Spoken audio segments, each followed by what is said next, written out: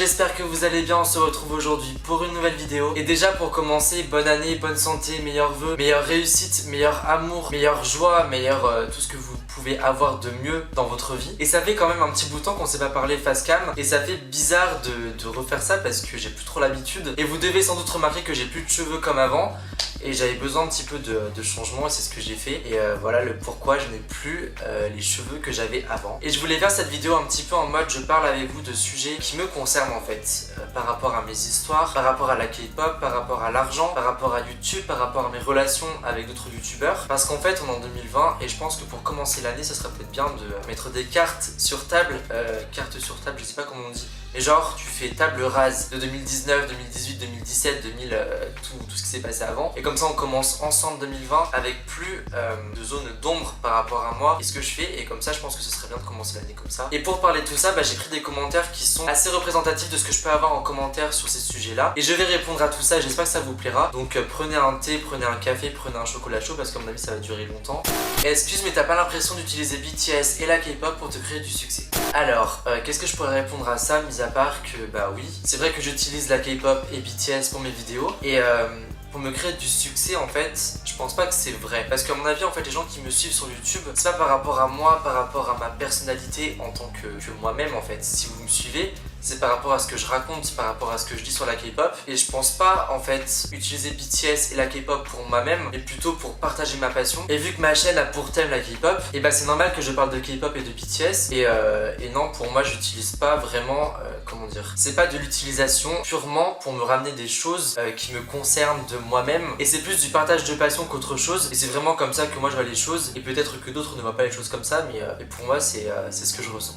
J'en ai vu dire que t'étais pas un vrai fan de K-pop et que tu veux juste des vues, tu peux dire merci à BTS. Alors c'est vrai que ça arrive que je reçoive des commentaires en mode je suis pas un fan de K-pop en réalité. Et qu'est-ce que je pourrais vous dire de plus, mis à part que si j'étais pas fan de K-pop, déjà pour commencer, l'argent que j'ai dépensé par rapport à ça, par rapport à cette passion, j'aurais jamais dépensé autant d'argent si j'étais pas fan. Parce que entre les concerts, les albums, les goodies, les lightsticks, les déplacements, les hôtels, je pense que je suis proche des 1000 € de dépenses, voire même plus. Donc déjà par rapport à ça, je pense que je suis pas maso en termes d'argent, à dépenser beaucoup d'argent et de temps dans une chose auquel je n'apprécie pas en fait de base. Et même par rapport à l'argent, je suis sûr qu'il y a des gens qui vont me dire ouais mais t'as YouTube, c'est par rapport à YouTube que t'as de l'argent et que du coup tu investis dans la K-pop et c'est pas vraiment ton argent personnel qui ressort. Et là-dessus j'aimerais vraiment clarifier les choses par rapport à l'argent et YouTube. Faut savoir que YouTube, je gagne de l'argent là-dessus, c'est sûr. J'ai en 1 an et demi de chaîne, j'ai quand même accumulé de l'argent, une somme assez conséquente. Il faut savoir que je ne touche absolument zéro argent de ce que j'ai gagné de YouTube parce qu'en fait, peut-être qu'il y a des gens qui ne savent pas, mais quand tu gagnes de l'argent sur internet ou même sur YouTube,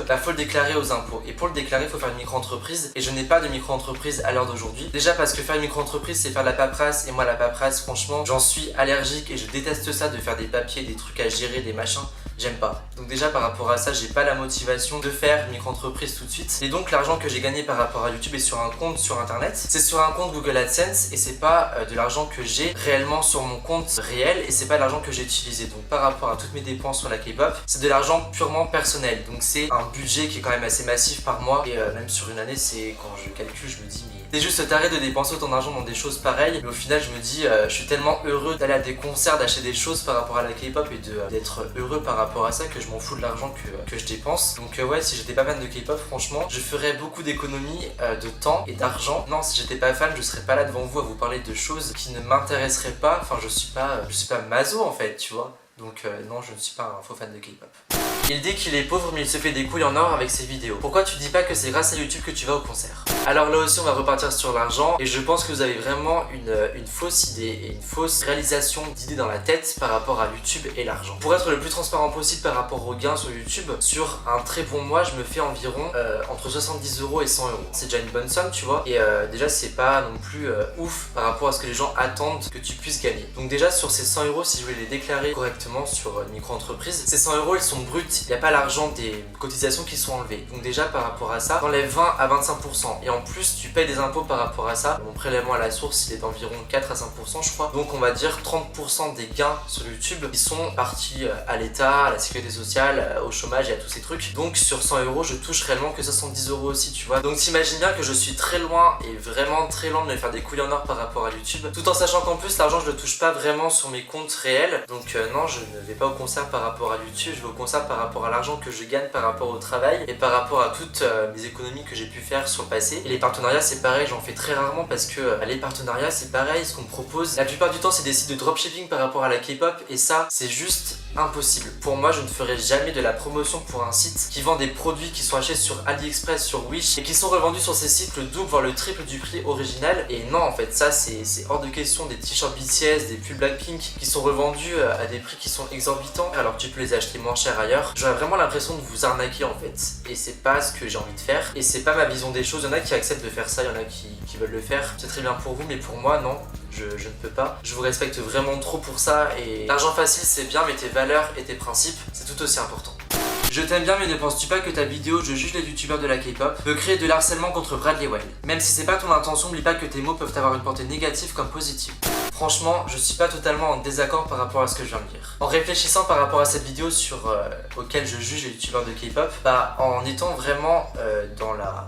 Quand tu te mets le plus loin quand t'as fait un truc, et je me dis que tu ne peux pas faire des vidéos sur le cyberharcèlement, sur le harcèlement des idoles, et en même temps faire une vidéo où tu parles de youtubeurs où certes les 90% de la vidéo parlent de positif par rapport à des youtubeurs, mais je me dis en fait que n'oublie pas, et c'est un truc que j'oublie très souvent, j'ai maintenant aujourd'hui 30 000 abonnés et même maintenant quand je dis ça, j'y crois même pas, je suis même pas, comment dire, je réalise pas vraiment la portée que je peux avoir sur YouTube. Et quand je dis des choses qui sont pas très positives par rapport à quelqu'un, même si mon but n'est pas de faire du harcèlement par rapport à la personne, et j'atteins son image, même si son image pour moi il a créé lui-même en négatif, mais le dire dans une vidéo, et ça peut pousser des gens à faire des choses négatives contre la personne, et même si c'est pas mon intention, ça peut arriver. Et je vous avoue que maintenant, après avoir fait des vidéos sur Guara, sur Sully, sur le channel des Stray Kids, sur le harcèlement en général, je peux pas dire que je lutte contre le harcèlement et avoir des vidéos qui pourraient avoir des connotations qui soient négatives sur une personne et donc possiblement créer du harcèlement. Et c'est pour ça que j'ai mis cette vidéo en privé et qu'aujourd'hui elle n'est plus disponible sur ma chaîne, et je pense que c'est une bonne chose que j'ai fait. Et oui, c'est vrai que faut que je réalise un petit peu que des fois mes mots peuvent avoir un impact positif comme négatif comme tu dis, et malheureusement des fois je suis trop sincère, je suis trop sur le moment T, tu vois, et c'est pas bien, et des fois faut que je fasse attention. Maintenant que Togan a dit que tous les youtubeurs en France se détestent tous, entre parenthèses plus que vous voulez tous être numéro 1, j'ai du mal à croire ton amitié avec Sam et les dramas. Impression que tout est fake, qu'elle souhaite tes vues et que toi tu vas intégrer des communes de youtubeurs. Merci Togan de m'avoir ouvert les yeux sur votre monde pourri. Alors, qu'est-ce que je pourrais répondre à ça, mis à part que... Je trouve ça horrible. Déjà de tenir des propos pareils parce que vous ne connaissez pas. Vous connaissez pas Sam, vous ne connaissez pas notre relation amicale par rapport à nous deux. À quel moment vous pouvez parler de nous sans nous connaître en fait? Moi ça me... Quand on me parle comme ça me prend au trip parce que je me dis mais vous êtes qui pour dire ça?